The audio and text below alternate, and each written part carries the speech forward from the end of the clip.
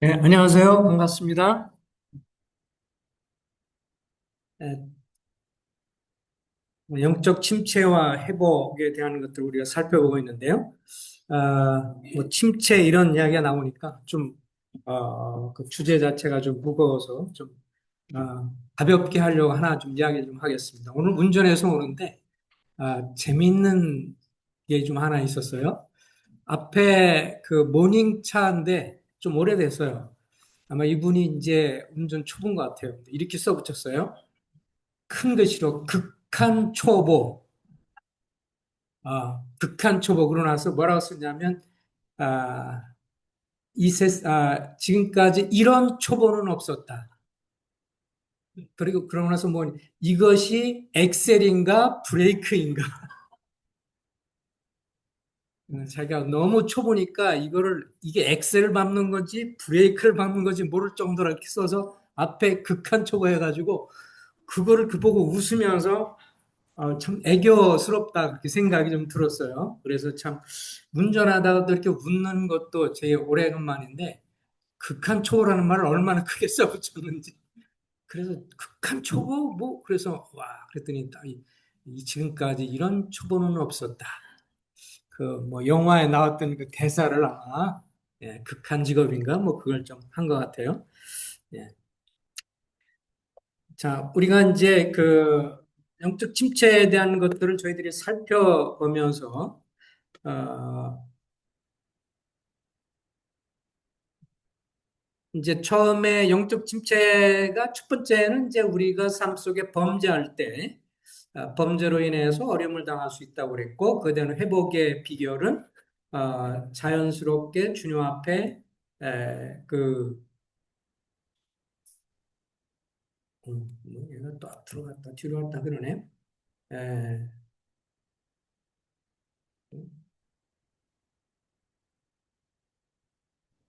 주여. 그냥 앞에 거 생략하고 오늘 그냥 넘어가겠습니다. 앞에는 우리가 영적 침체되는 것이 죄로 말미암아서 그랬다고 하는 것이 있었고 범죄할 때 두 번째가 이제 질병 그죠? 각종 질병이 있을 때 그래서 마지막 이 시대를 우리가 살아가면서 여러 음식들로 인해서 또 그러니까 뭐 누구 말하는 것처럼 요새는 음식을 식당에서 잘 사 먹고 꼬박꼬박 음식 잘 사 먹으면 누구나 다 성인병이 걸리죠. 음식점은 어쨌든 사람들을 계속 입맛이 좋게 하기 위해서 짜게, 짜게 하는 거기 때문에 좀 매운 거는 좀 괜찮다고 그래요. 맵게 하는 거. 그런데 짜게 하는 게 문제인데 워낙 짜게 하기 때문에 이제 그것으로 인해서 고혈압 또 나중엔 당뇨라든 또 이렇게 굉장히 다른 게 많잖아요. 단 거를 먹는 게 뭐가 문제일까? 근데 의사들은 그렇게 얘기하더라고요. 사탕이라든지 뭐 이렇게 당분할 때 그게 천연 당분이면 상관이 없는데 정말 천연 꿀도 괜찮은데 일반적으로 음식에서 달다 그런 건 뭐를 많이 넣는 거죠? 설탕이잖아요. 근데 설탕이 보면 화학적으로 이렇게 이게 만들어서 정제해서 만드는 거기 때문에 그것이 당분이 많은 음식이 들어가면 우리 몸 속에 염증을 일으킨답니다. 그게 이제 문제라는 거예요. 그래서 단 거를 많이 먹게 되면 염증이 많이 일어나니까 우리 눈에는 잘 안 보이지만 사실 여기저기서 염증이 일어나서 막 고름도 생길 수 있고 이런 게 막 우리 몸에 생기는 거죠. 그래서 단 음식을 먹는 게 그래서 오히려 좀 시큼하든지 이런 건 상관은 없지만 그런 것들이 오히려 단 음식을 좋아하는 것이 우리 몸에 염증을 키우기 때문에 여러 많은 질병을 불러오기 때문에 단 거를 먹는 것은 그렇게 좋지 않다. 꿀은 먹으면 차라리 낫겠지만 이제 그런 문제들이 있고 그 다음에 또 이제 탈진하는 현상도 말씀드렸죠. 우리가 어떤 일을 업무를 하면서 너무 힘들고 어려울 때 그것으로 인해서 탈진하게 되고 또 주님을 섬기면서도 탈진할 수 있고 그럴 때는 우리가 쉬는 것이 필요하다. 서로를 향해서 배려하고 이해해주고 힘들고 어려운 사람을 향해서 왜 힘들어? 그래서 과거에도 그런 말이 있어요. 젊은 사람들이 한참 힘들어하는데 힘내라고 말을 할 때 힘들어 죽겠는데 어떻게 힘을 내요? 이렇게 말을 했다고 그러죠. 그러니까 그냥 무조건 힘내라고 하는 것이 힘들어 지쳐 있는 사람한테 무조건 힘내라고 하는 것이 그 격려가 되는 건 아니죠. 오히려 그가 어려워하고 힘든 것을 이해해 주는 것, 공감해 주는 것이 오히려 필요하고 또 이렇게 이해하는 것이 필요합니다. 이제 그래서 오늘 네 번째는 이제 하나님과 사람을 향한 쓴뿌리가 있습니다. 성경은 이제 신명기 29장 18절 19절인데 같이 한번 읽어볼까요? 시작. 너희 중에 남자나 여자나 그 마음이 우리 하나님 여호와를 떠나서 그 모든 민족의 신들에게로 가서 숨길까 염려하여 독초와 쑥의 뿌리가 너희 중에 생겨서 내 마음이 완악하여 내게는 평안이 있으리라. 예, 이것은 뭐 줄여서 읽은 건데요. 원래 본문에 보면 이제 이렇게 되어 있어요. 아, 너희 중에 남자나 여자나 가족이나 지파나 오늘 그 마음이 우리 하나님 여호와를 떠나서 그 모든 민족의 신들에게 가서 그러니까 하나님한테 마음이 떠나니까 신들한테 가죠. 이방 신들에게 가서 섬길까 염려하며 독초와 쑥의 뿌리가 너희 중에 생겨서 그래서 결국은 그러면서 심중에 이르기를 복을 빌어 이르기를 내 마음이 완악한 것은 완악하여 젖은 것과 마른 것이 멸망할지라도 내게는 평안이 있으리라. 그러니까 주님 외에 다른 것으로 가짜 평안을 추구하고 오히려 하나님을 향해서 독초와 쑥의 뿌리가 있어서 마음에 쓴 감정들이 일어나는 것을 말하고 있고요. 이것을 그대로 또 활용하는 것이 히브리서 12장 14절 15절입니다. 같이 한번 읽어보겠습니다. 시작. 모든 사랑과 더불어 화평함과 거룩함을 따르라. 이것이 없이는 모두 주를 보지 못하리라.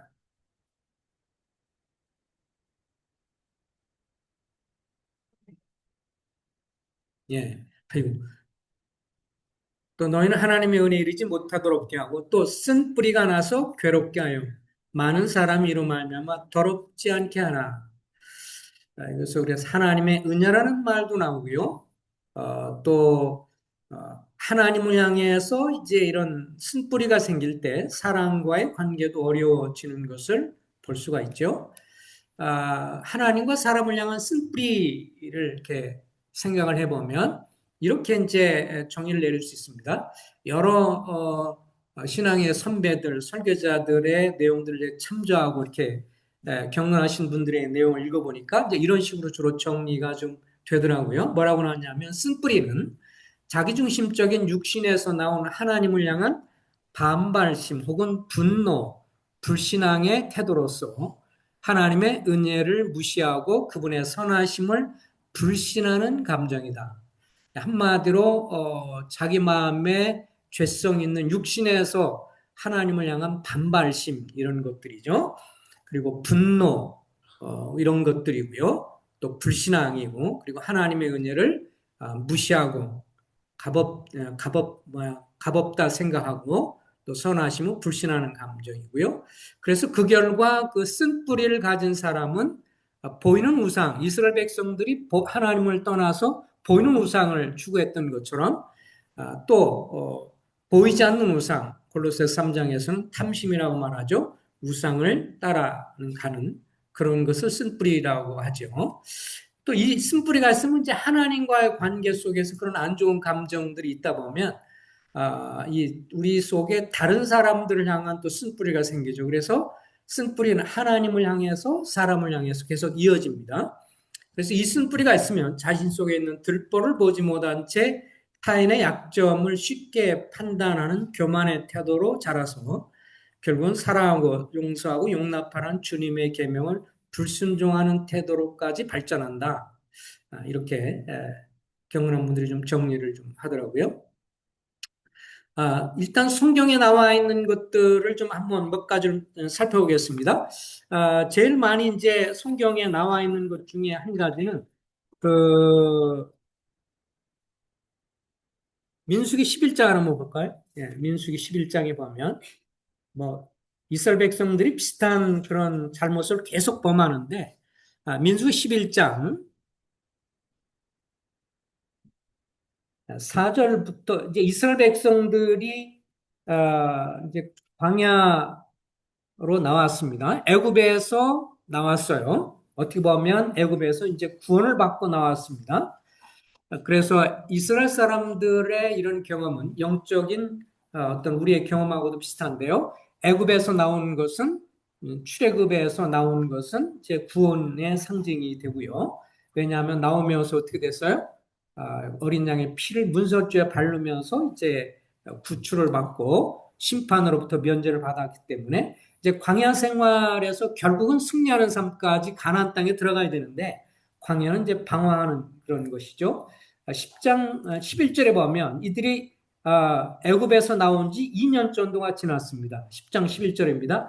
둘째 달 수문날에 구름이 증거의 성막에서 떠오르매 그래서 대략 한 이스라엘 사람들이 애굽 땅에서 구원받은 지 한 2년 정도 지나면서 이제 어떤 현상이 있었냐면 11장에 보면 11장입니다. 11장 4절에 그들 중에 섞여 사는 다른 인종들이 탐욕을 품음에 이스라엘 자손도 다시 울며 이르되 누가 우리에게 고기를 주어 먹게 하랴. 우리가 애굽에 있을 때는 값없이 생선과 오이와 참외와 부추와 파와 마늘들을 먹은 것이 생각나거늘 이제는 우리의 기력이 다하여 이 만나 외에는 보이는 것이 아무것도 없도다 하니 그러면서 여기에 이 이스라엘 백성들 사이에서 하나님을 향해서 이렇게 반항심을 갖고도 그렇게 했던 것은 누구로 말미암았냐면 여기에 4절 말씀에 이런 특이한 말씀이 있죠. 그들 중에 뭐라고 그랬어요? 섞여 사는 다른 인종들이 탐욕을 품음에 그러니까 이스라엘 사람들이 애굽의 그런 고난과 애굽에서 저들이 이제 그 바로의 밑에서 이 여러 건축을 하게 되면서 굉장히 많은 그 환난과 고통을 당하면서 종살이를 했잖아요. 그런 가운데서 이렇게 나오게 되는데 그 나올 때 여기에 그냥 섞여서 이렇게 나온 그런 무리들이 있었어요. 다른 무리들이. 그러니까 이들은 이스라엘 백성들처럼 어떻게 보면 종살이와 이런 것이 아닐 수도 있는데 아마도 애굽 땅이 싫고 뭔가 막 하나님이 은혜를 주시고 이래서 막 기적을 베풀어서 이렇게 바다가 갈라지고 이러면서 홍해를 건너가는 걸 보면서 야 뭔가 대단한 게 있을 거라고 생각을 했는지 같이 따라온 그런 무리들이 있었어요. 섞여 사는 다른 인종들이 와서 그 가만히 보니까 이제 광야 지나서 뭔가 대단한 것을 뭐 돈이라도 노다지라도 많이 얻을 줄 알았는데 광야 가니까 먹을 게 없어. 굶어 죽진 않을 만큼 어쨌든 아침 새벽에 만나가 내려서 그거 먹어서 배가 부르고 그래서 굶진 않고 또 하나님이 특별한 것으로 뭐 이런 각종 미네랄이 있어서 죽진 않게 됐는데 이게 애굽 생활과 비교하니까 영 힘든 거예요. 그래서 여기서 이렇게 말하죠. 생선도 있었고 애굽 땅에서는 나일강이 있었으니까 생선도 잡았죠. 또 오이라든지 참외, 부추, 파, 마늘 뭐 이런 각종 식자재들이 있어서 충분히 음식을 요리해 먹을 수 있었는데 이거 맨날 만나만 있으니까 이게 너무 힘들다. 그러면서 10절에 이제 막 부추기니까 이것을 갖고 백성들도 이제 그 같이 휩싸이기 시작합니다. 10절에 보면 백성의 온 족속들이 각기 자기 장막문에서 우는 것을 모세가 들으니라 이러므로 여호와의 진노가 심히 크고 모세도 기뻐하지 아니하며 그러니까 처음에 이스라엘 사람들은 별로 그럴 마음이 없었는데 누가 이렇게 시작이 됐어요? 섞여 들어온 다른 사람들에 의해서 이런 것들이 나오게 되는 것이죠. 자, 오늘 영적으로 보면 이렇게 볼 수 있습니다. 여기 쓴뿌리는 자기중심적인 육신에서 나오는 하나님을 향한 반발심이라고 했어요. 그러니까 우리가 예수 그리스도를 통해서 구원받았어요. 이스라엘 백성들도 애굽 땅에서 구원받았어요. 그리고 한 2년이라는 세월이 지났어요. 우리도 예수 그리스도로 말미암아 구원받았지만 구원받았다고 해서 우리가 갑자기 천사가 되는 게 아니고 우리 속에 뭐가 남아 있어요? 육신이 남아 있잖아요, 그죠? 죄성인 육신이 남아 있어서 근데 우리가 옛사람 그리스도와 함께 옛사람은 죽고 우리가 새 사람이 되어서 내 이제 결정이라든지 의지라든지 이런 선한 것들은 하나님의 뜻을 따라 순종하기를 원하고 로마서 6장에 나와 있는 것처럼 그런데 우리 속에 뭐가 남아 있어요? 육신이 남아 있어요. 죄성인 육신, 로마서 7장에서 내 몸에 거하는 죄라고도 하고 또 육신, 육체라고도 하는 이 죄성이 우리 속에 남았는데 이스라엘 백성들이 이 자극을 받은 게 뭐 때문에 그랬냐면 함께 갑자기 그냥 끼어들은 이런 것에 의해서 자극을 받은 것처럼 오늘날 여러분과 나도 신앙생활 하면서 하나님을 향한 어떤 원망과 하나님을 향한 어떤 불평, 냉소적인 것, 또 사람들 향 좋지 않은 감정은 어디서 시작되냐면 주님이 우리를 그리스도 안에 보라 새로운 피조물이 되었다라고 하는 새 사람이 가진 것이 아니라 우리 속에 있는 어디서 시작해요? 육신에서 시작이 되는 거죠. 육신이 발동을 거는 거죠. 그래서 육신이 발동 걸어서 이것이 나를 온전히 지배하면서 마치 섞여왔던 그런 무리에 의해서 온 전체 이스라엘 회중이 함께 탄시하고 울면서 마저 우리를 죽이려고 여길 데려와서라고 통곡하며 우는 것처럼 우리도 주님의 은혜와 자비가 충만하고 주의 자비가 있으면 모르는데 조금 불편하고 어려우면 우리 속에 뭐가 자꾸 충동질해요?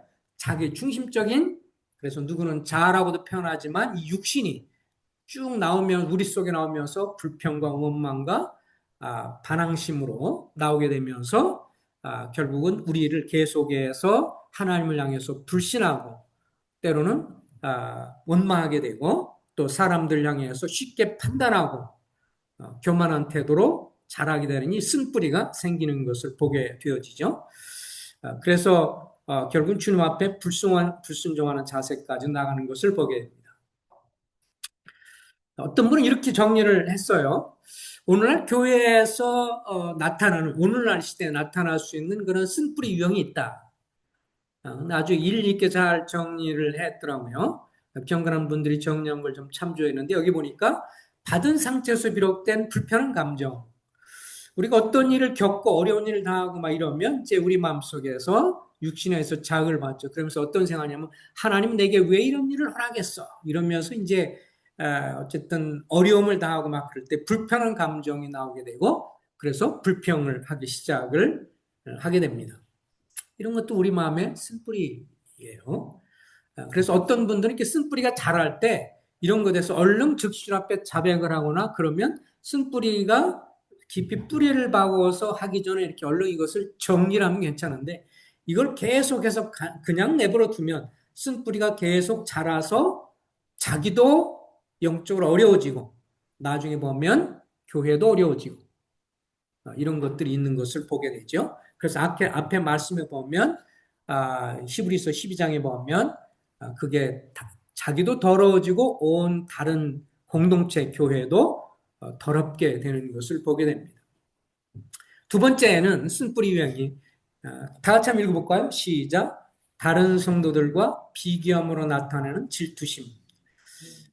이게 이제 전형적인 우리의 모습이죠. 우리가 이 땅을 살아가면서 질투심, 시기심, 비교식 안 가져야 된다는 건 알지만 우리도 모르는 사이에 우리 속에 육신이 우리의 이스라엘 백성들에게 섞여 사는 무리처럼 우리 속에 있는 죄성이 딱 나오기 시작하면서 다른 사람과 비교가 됩니다.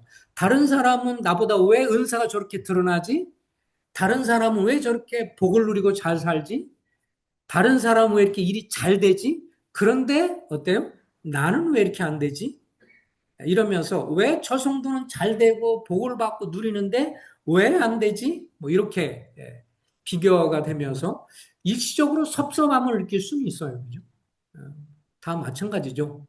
섭섭함을 느끼고 어려움을 당할 수도 있고 그럴 수는 있어요. 그러나 이것이 비교가 되면서 질투심으로 유발이 돼서 그렇게 자꾸 나오면 그 마음이 우리 마음의 쓴뿌리가 비교의 쓴뿌리 이런 그 질투심의 뿌리가 속에 이렇게 뿌리 밖에 내려지게 되면 자기도 영적으로 괴롭고 다른 사람도 어렵게 됩니다.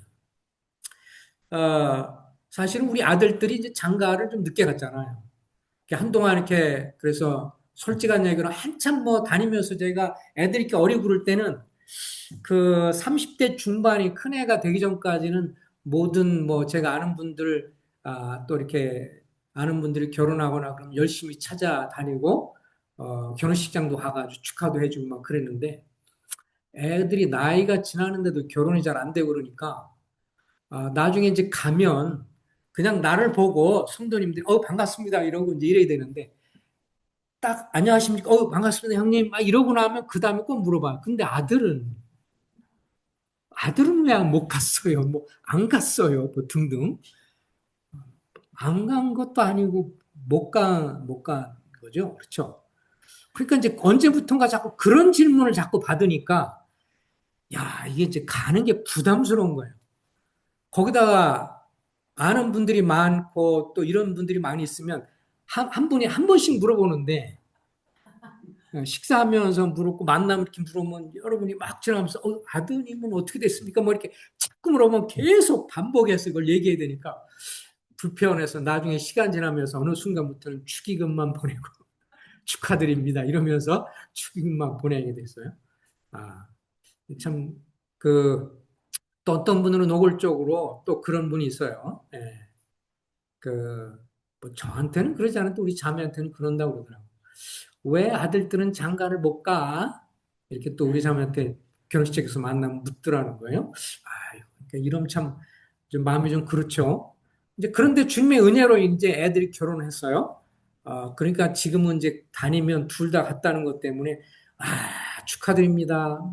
둘을 한꺼번에 이렇게 해결을 해서 또 주님 안에 만나서 부럽습니다. 부터 시작을 해서 요새는 이제 주로 외부 형제님들 만나면 그 얘기를 먼저 해요. 예. 어제도 이제 서울 북북교회에서 작년에도 한 번 있었는데 세계 선교 수양회 그래서 은퇴 선교사들이 주체가 돼서 또 열린길 선교부랑 같이 해서 이제 한 작년에도 이제 디모데 학교에서 2박 3일로 수양회를 했거든요. 선교 관심 있는 분들.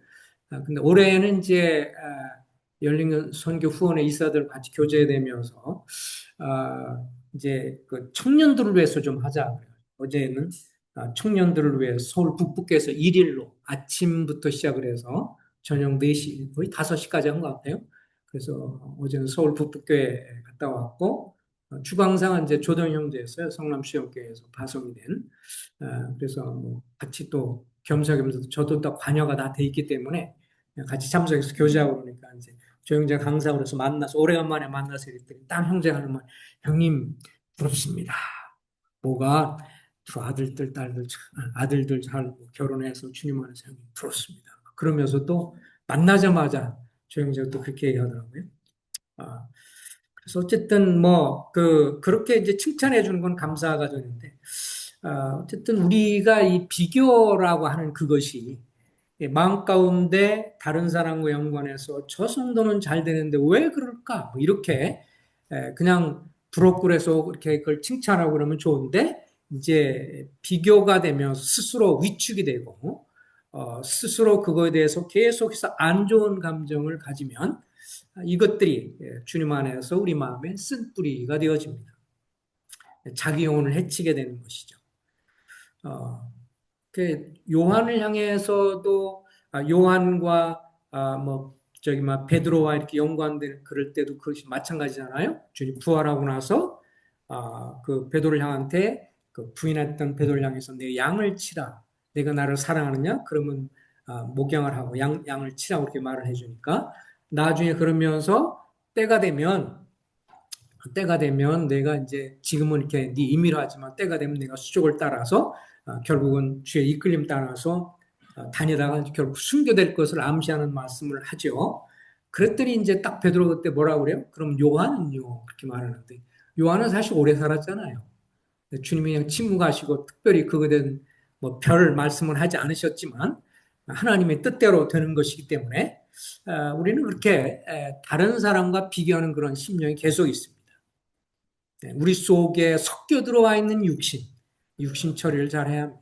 이런 것이 나올 때 주님 앞에 즉시 고백하며 이건 주님 앞에 합당하지 않습니다. 주님 제가 쓸데없는 주님은 저 형제님을 향해서 자매를 향해서 각기 다른 계획들이 있고 주의 뜻이 있으므로 겉으로 드러날 때 다 빨리 결혼을 했다고 해서 성공한 것도 아니고 또 빨리 일이 잘 되고 취직 잘 됐다고 다 성공한 것도 아니고 그래서 뭔가 일이 잘 되고 막 그렇게만 되면 성공이 아니기 때문에 오히려 잘 일이 풀리지 않고 어려우면서 주님을 더 배울 수 있다면 주님이 귀한 일일 수 있는 건데 겉으로 성공의 잣대만을 갖고 해서는 안 된다라고 하는 것이죠.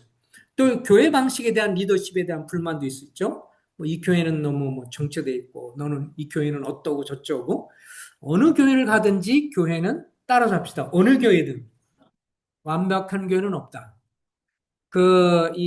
지금 돌아가셨는데 유평교회 오랫동안 했던 에드먼 쿤제 할아버지가 선교사로 한국에 있으면서 다니면서 지역교회를 방문하고 교제도 하시고 과거에 이제 성남에도 오고 그랬었는데 이분이 이제 이런 재밌는 말을 했어요. 여러분 만약에 여러 교회를 다니다 어찌어찌해서 완벽한 교회를 찾거든 절대로 그 교회를 가지 마십시오. 왜 그랬을까요?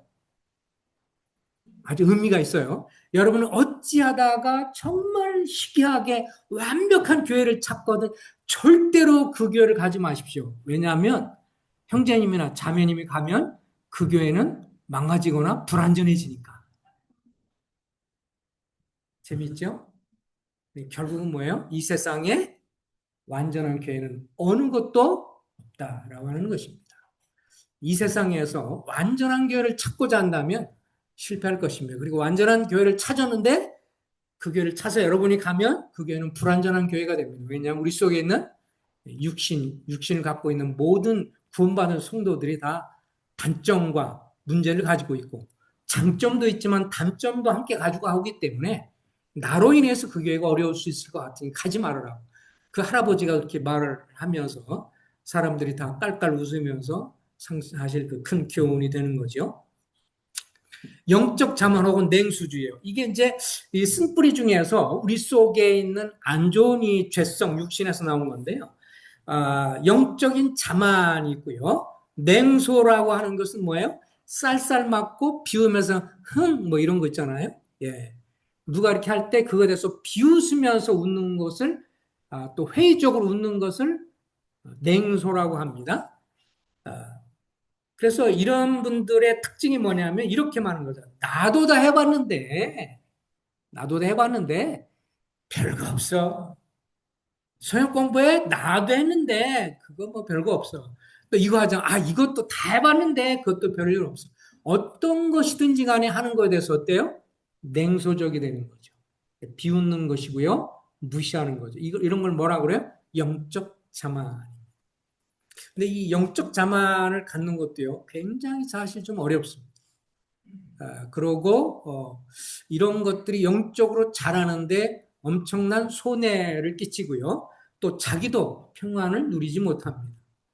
작은 것에 만족할 수가 없기 때문에 항상 어디든지 가면 장점보다는 단점이 먼저 보일 수 있기 때문에요. 그래서 이런 태도가 내 속에서 뿌리를 내리지 않도록 이 쓴뿌리거든요. 이런 게 다.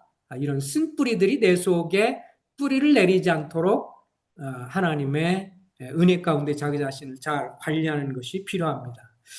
그러면 우리가 이제 어떻게 해야 우리가 1차적으로 이런 냉소주의라든지 신뿌리에서 해결을 받을 수 있을까? 첫 번째는 따라서 합시다. 하나님 말씀을 시작. 하나님의 말씀을 깊이 묵상하라. 여호수아 1장 8절에 보면 여호수아한테 주님 그렇게 말씀을 하셨죠. 여호수아 1장 8절의 말씀을 한번 읽어보겠습니다. 여호수아를 향해서 하나님이 이런 말씀하셨어요. 이 율법책을 내 입에서 떠나지 말게 하며 주야로 그것을 묵상하여 그 안에 기록된 대로 다 지켜 행하라. 그리하면 내 길이 평탄하게 될 것이라. 내가 형통하리라. 여기 보면 이 율법책 하나님의 말씀을 내 입에서 떠나지 말게 하며 주야로 그것을 묵상하여 그 안에 기록된 대로 하라. 이 묵상한다는 말이 또 다른 말하면 되새김질이잖아요. 그래서 이 레위기라든지 민수기라든지 이런 데에도 보면 그 부정한 짐승, 그 다음에 정한 짐승을 얘기할 때 그 중에 한 가지가 뭐예요? 되새김질하는 짐승을 뭐라고 그랬어요? 정한 짐승이라고 그렇게 말했어요. 그래서 그 중에 대표적인 것이 소인데, 사실 저는 시골 출신입니다. 경기도 안성 보계면 남풍리 하남이라는 시골 동네에서 태어나서 어렸을 때도 부모님이 소를 기르고 기른 걸 제가 이렇게 많이 보고 이렇게 자랐는데 근데 솔직하게 제가 소에 대해서 늘 보고, 걔는 이제 어렸을 때부터 제가 본 거는 손을 이렇게 주면 여물이라든지 뭐 우리 형님이랑 이렇게 해서 이렇게 큰 형님 이렇게 해서 주는 거 보면 그걸 막 계속 어그저그저 씹어가지고 딱 먹고 난 다음에 가만히 보면 항상 어떻게 하고 있어요? 계속 이렇게 씹고 있는 것을 제가. 그래서 쟤는 참 한꺼번에 먹고 난 다음에 계속 저를 씹고만 있구나 이렇게 생각을 했는데요. 어, 이번에 그 같이 세미나하면서 한 형제님이 얘기하는 걸 통해서 북한 선교하는 이제 권혁계 형제님이 이제 거기에 그 자기가 북한에 잠깐 있으면서 그 나진에 선봉에서 왔다 갔다 하면서 그래서 나중에 인민보호에서 뭐 허락을 맡아가지고 소를 이렇게 이제 이렇게 그 두유를 갖다 생산하고 이렇게 해서 그걸 그 어린애들한테 이렇게 도와주고 그런 일을 하거든요. 그리고 이제 미국 시민권 가졌지만 한국 분이시고 그래서 시민권 때문에 이제 왔다 갔다 하면서 그걸 돕고 그러는데 지금은 이제 단절돼서 못 들어가는데 이 형님이 이제 이 얘기를 하더라고요. 자기 이렇게 그 목장 같은 거 조그마한데 거기에 이제 소가 있었는데 나중에 소들이 먹다가 풀 뜯다가 독초를 먹었대요. 그럼 나중에 소가 죽어가지고 난리가 났대. 그래가지고 자기도 막 끌려가가지고 인민 뭐 이 사람들 가가지고 왜 이런 걸 죽인 거냐 어쩌냐 나중에 파악해 보니까 이제 독초를 먹어서 죽었다고 그러면서 설명하면서 그렇게 얘기하더라고요. 잠깐 얘기하면서 그 소가 위가 몇 개가 있는 줄 아세요? 여러분 몇 개 있는 줄 아십니까? 죄송합니다. 저만 이제 어제 알았습니다. 제가 그래서 무늬만 농부지 무늬만 시골에 사는 농부지 위가 4개 있는 줄 몰랐어요. 그 여기 이렇게 보니까 여기도 보세요. 그래서 살펴봤더니 처음에 음식을 먹으면요 이게 쫙 먹어가지고 얘가 막 그 저기 뭐야 이 풀 같은 걸 먹으면 여물 같은 거 먹으면 쭉 가가지고 뒤에 보면 맨 뒤에 있죠 혹위 거기로 호기로 들어간대요. 그 잔뜩 모아놓고 나서 그 다음부터 이걸 다시 끄집어내 가지고 그 다음에 계속 씹으면서 여기 위 주름이 그 다음에 겹주름이 벌집이 이런 걸 해서 나중에 4개를 거쳐서 그 뒤에 내장을 거쳐서 이렇게 배설이 됐네요. 나는 그런데 이 중에서 혹이라고 하는 이게 첫 번째 먹으면 풀이 들어가서 가장 큰 것이기 때문에 여기에 잔뜩 먹어놓고 다시 이거를 끄집어내서 이제 다음이 뭐 겹주름, 뭐 벌집, 위, 뭐 주름 이런 과정을 계속하기 때문에 하루에 평균 소가 이렇게 되새김질을 계속 씹으면서 하는 게 몇 시간 하는 줄 아세요? 8시간에서 10시간을 한답니다. 와, 그러니까 정말 하루 종일. 그래서 주님이 되새김질하는 거에 대해서 얘기하면서 이런 짐승들을, 소를 이렇게 얘기하는 게 일리가 있구나. 그래서 주야로 묵상한다고 그럴 때 이게 하루 이틀이 아니고 하루에 8시간 정도인데 그러니까 참 깊이 우리 자신을 살피고 하나님 말씀을 읽고 또 되새겨보고 조용하게 읊조려 보면서 많은 시간을 이렇게 묵상하는 것이 우리의 영혼에 굉장히 중요한 것이구나. 이걸 보면서 소에 관한 것을 다시 배우면서 묵상의 중요성을 다시 보게 됐습니다.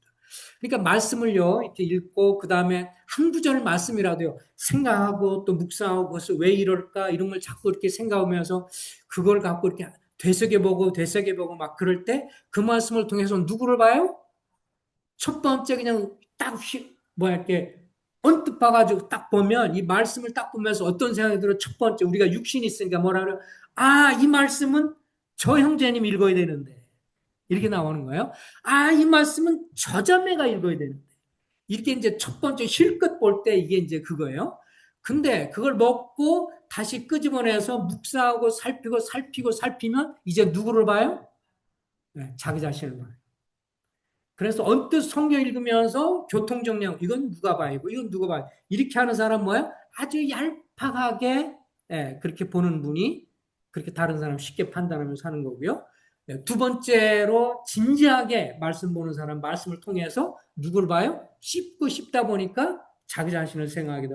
내가 이 말씀 비춰볼 때 내 자세가 합당하지 않구나. 내가 문제가 있구나. 내가 다른 사람을 향해서 안 좋은 감정이 있고 내가 냉소적이고 또 다른 사람을 향해서 내가 말이나 행동에서 상처를 주고 내가 원하는 대로 하지 상대방이 나에 대해서 어떻게 생각했는지를 내가 물어본 적도 없구나. 그냥 나는 표현하면 되는 줄 알았더니 그게 아니구나. 사랑은 내가 원하는 대로 표현이 아니라 상대방이 어떻게 생각하는지를 물어보고 또 그것을 배려하는 게 사랑인데, 예, 그런 게 아니구나. 이런 것들을 말씀 속에서 보게 되는 것이죠. 그래서 다른 사람을 교훈하려고 주는 게 아니라 자기 자신을 보아서 계속해서 자기를 돌이키게 하는 그것이 바로 올바른 자세이고, 이럴 때 우리가 영적으로 회복을 받을 수가 있는 것을 보게 됩니다. 그래서 교회적으로 서로 연약함을 받고 또 돌아보고, 히브리서 12장 15절의 말씀을 보면요. 히브리서 12장 15절 말씀 보면, 너희는 하나님의 은혜에 이르지 못하는 자가 없도록 하고 또 쓴뿌리가 나서 괴롭게 하여 많은 사람이 이로 말미암아 더러움이 되지 않게 하며. 그래서 내가 쓴뿌리가 나와서요, 원망의 쓴뿌리, 냉소의 쓴뿌리, 그리고 내 마음 가운데 이 좋지 않은 고집의 쓴뿌리, 이런 어떤 불신의 쓴뿌리, 이런 것들이요, 나에게 멈추는 게 아니라 다른 사람한테 영향을 줍니다. 그래서 여기 보니까 쓴뿌리가 나서 괴롭게 하고, 자기만 괴로운 게 아니에요. 많은 사람이 이로 말미암아 더럽지 않게 되며 다른 사람이 고통을 당하고 어려워진다. 이렇게 말씀을 해주고 있어요. 그렇기 때문에 첫 번째로 하나님의 말씀을 깊이 묵상하고 되새김질해요. 소가 8시간을 한다는데 우리는 그 정도 못할지라도 순간순간 생각하면서 계속해서 말씀을 잘근잘근 씹으면서 내 자신을 돌아보고 반추하는, 되새김질하는 그런 충성스럽고 우직한 주님 앞에 그런 자세가 필요하고요. 그 다음에 또 영적으로 회복하는 것 중에 한 가지는, 그래서 5절에 나오죠. 너희는 하나님의 은혜에 이르지 못하는 자가 없도록 하고, 하나님의 은혜를 붙들어야 합니다. 그리고 하나님의 은혜를 묵상해야 합니다.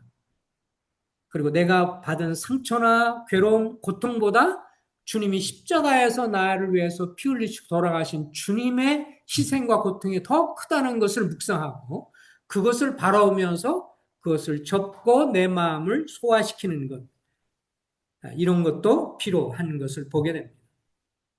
그래서 이 땅에서 상처받고 어려움 당하는 것을 다른 사람의 위로는 쉽게 되지 않은데요, 주님은 묵상하면 주님이 당하신 고난, 주님이 당하신 외로움, 주님이 당하신 배반, 주님을 향한 오해의 말들, 뭐 이런 수없이 이런 것들을 생각하고 주님을 생각하면, 그죠? 경건한 분들 어떻게 교훈을 받아요? 내가 당하는 것을 감당할 수 있는 그런 힘인 것을 보게 되어집니다. 그리고 또 한 가지, 사람들을 향해서 쓴뿌리를 해결할 수 있는 것 중에 한 가지는, 서로 실수나 허물이 있는 것들 향해서 용서하고 나와 다른 것을 따라서 합시다. 용납하기를 선택하는 것도 중요합니다. 나와 다른 성향을 용납하고 받아주고 잘못된 것들을 향해서 용서하는 것으로 선택하는 것이 필요합니다. 그리고 마지막으로 중요한 것이 있는데, 그것은, 그래서 용서는 지난번에도 뭐 계속 강조했지만, 다른 사람을 향해서 용서할 수 있는 것은 감정이 생겨서가 아니라 믿음으로 용서하는 것이라고 했죠. 주님이 형제가 내가 죄를 범하면 몇 번이나 용서해 주리까? 7번까지 할까요? 라고 했던 주님이 7번을 40번까지 할지니라 그럴 때, 이 같은 본문을 다루고 있는 누가복음 말씀에서는 사도들이 주께 여짜오되 우리에게 믿음을 더하소서. 용서는 믿음으로 되는 것이다. 그렇게 되는 것이 시작되는 것이다 라고 말씀을 드렸습니다. 용서는 문자적으로 자신을 풀어주는 것이고 자기를 자유케 해주는 것이다. 다른 사람을 향해서 용서하지 못하는 증오, 미움을 계속 갖고 있는 것은요, 나를 쇠창살에 맞게 하는 것 때문에,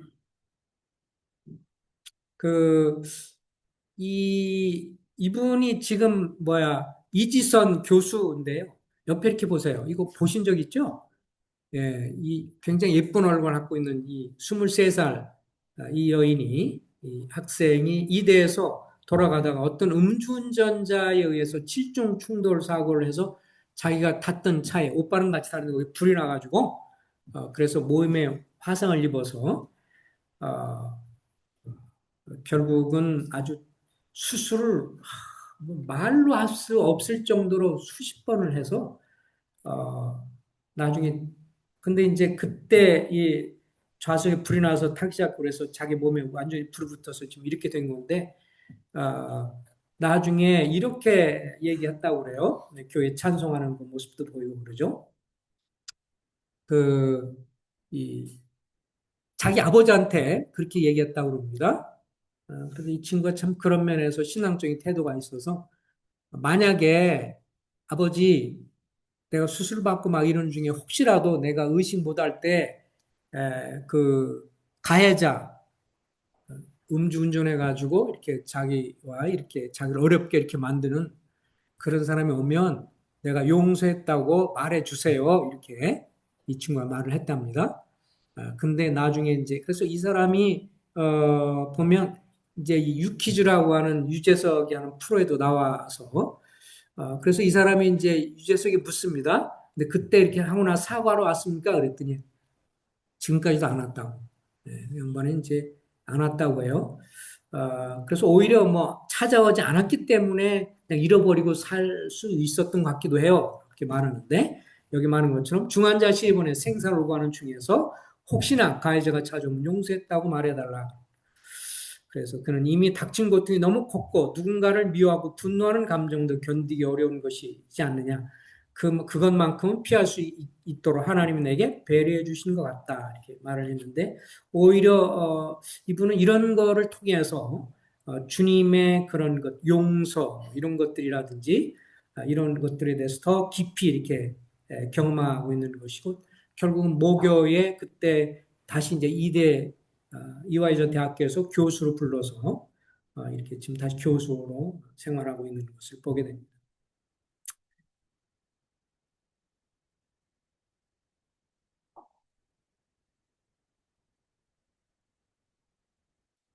자, 요거를 같이 한번 읽어보겠습니다. 첫 번째 시작. 나를 향한 하나님의 사랑은 변함이 없다. 이거 쓴뿌리를 해소하는 것 중에 한 가지가 하나님의 나를 향한 사랑은 변함이 없다. 두 번째, 나를 향한 하나님의 목적은 주님을 닮아가는 것이다. 내가 실패, 성공 이런 과정을 통해서 주님을 닮아가는 것이고 셋째, 내게 하나님의 말씀은 항상 최고의 권위다. 넷째, 내게 하나님의 은혜는 언제나 공급되고 그 은혜는 충만하다. 그리고 다섯 번째, 내 삶의 궁극적인 목적은 하나님의 영광이다. 이거는 이제 제이 아담스라고 하는 성경적인 상담을 이렇게 깊이 연구해서 기독교계에 밝힌 그런 놀라운 기독교 상담 학자가 정리하면서 어떤 상황이 되든 쓴뿌리나 어려움이나 이런 거 있을 때 성도가 기억하고 또 교회 장로들이 계속 성도들에게 인식시키고 끊임없이 가르치고 인식시켜야 할래요. 그리고 성도 개인도 계속해서 생각할 것은 이 다섯 가지 진리다. 성경을 근거로 해서 하나님의 사랑은 여전히 변함이 없고 하나님의 목적은 주님을 닮는 것이고 그리고 그 어떤 것보다 하나님의 말씀이 가장 최종적인 권위가 있고 하나님의 은혜는 언제나 충분하고 그리고 내 삶의 궁극적인 목적은 하나님의 영광이다. 그러면서 요거 한 구절만 이제 얘기하고 말씀을 마치겠습니다. 이제 이 하나님의 영광과 연관해서 저도 교훈받은 것 중에서 우리는 흔히 내 사업이나 봉사가 성공해야 주님이 영광을 받는다고 생각하는 성향이 있어요. 그죠? 우리는 항상 보면 내가 어떤 일을 하고 뭐 사업을 하고 직장을 열고 뭔가 이렇게 하다가 그것이 성공하면 주님이 영광을 받는 거라고 생각하는 경향이 많습니다. 근데 사실은 내가 추구하는 사업이나 혹은 내가 섬기는 봉사나 이런 것들이 성공하든지 아니면 실패했다고 생각이 되든지 간에 그걸 통해서 하나님은 영광을 받으신다고 하는 겁니다. 하나님이요, 내가 항상 성공할 때 영광을 받으실까요? 그렇지 않아요. 그래서 어떤 분이 그렇게 얘기하더라고요. 왜 개업하는 그런 이렇게 예배는 드리자고 하는데 폐업하는 예배에는 드리자고 하는 분이 없을까? 그죠? 우리 꽃집을 개업했다 그러면 꽃집 개업을 해서 번성하도록 와서 기도해 주시고 우리 축하한다 그러는데 근데 하다가 정리됐으면 폐업했다는 뭐 감사 그건 왜 안 하느냐. 우리가 성공했든지 실패했든지 더 중요한 것은 만약에 내가 성공했어요. 뭔가 사업이 대박이 나고 막 터져가 잘 돼가지고 스스로 높아지고 교만해지고 스스로 잘났다고 생각하면 그건 하나님께 영광이 돼야 안 돼요? 전혀 하나님께 영광 안 돼요. 자기가 영광을 다 가로채는 거니까. 그죠? 하나님 받으신 영광을 자기가 가로채니까. 근데 오히려 내가 실패하고 내가 더 실패하고 뭐가 잘 안 돼서 더 겸손해지고 더 마음이 겸비한 마음이 되면 그리고 주님 앞에 주님을 더 의지하게 된다면 주님이 그걸 통해서 어떻게 될까요? 영광을 받으십니다. 그러니까 주님이 영광 받는다고 할 때 내가 성공해야 주님이 영광 받을 거라고 생각하지 마시고요. 내가 봉사에서 성공해야 주님이 꼭 영광 받으시는 건 아니고요. 내가 어떤 자세를 갖고 있느냐에 따라서 주님은 나를 통해서 영광을 받죠. 주님이 먹든지 마시든지 무엇을 하든지 하나님이 영광을 위해서 하라고 했는데 내가 사업을 하다가 성실하게 했는데도 뭔가 상황이 안 좋아서 막인쓸지라도 그를 통해서 주님을 더 의지하고 주님을 바라보고 있다면 주님이 그걸 통해서 영광을 받으시고요. 내가 어떤 일 사업이나 뭐 섬기다 봉사해가지고 성공했다. 그래서 막 사람들이 많이 알아준다. 그럴지라도 그것 때문에 우쭐대고 교만해지면 주님은 전혀 영광을 취할 게 없어요. 누가 취했어요? 자기가 다 가로채니까요. 그러니까 주님이 우리에게 우리의 궁극적인 목적이 하나님께 영광인데 잘 됐든 뭘 됐든 간에 내가 주님을 더 의뢰하고 주님을 더 신뢰하고 주님을 더 바라보고 주님께 배우는 게 있다면 주님이 영광을 받으실 거라고 믿습니다. 아멘이죠? 기도하겠습니다. 자비하신 주님을 찬송합니다. 우리가 솔직히 말해서 우리 속에 많은 쓴뿌리들이 자랍니다.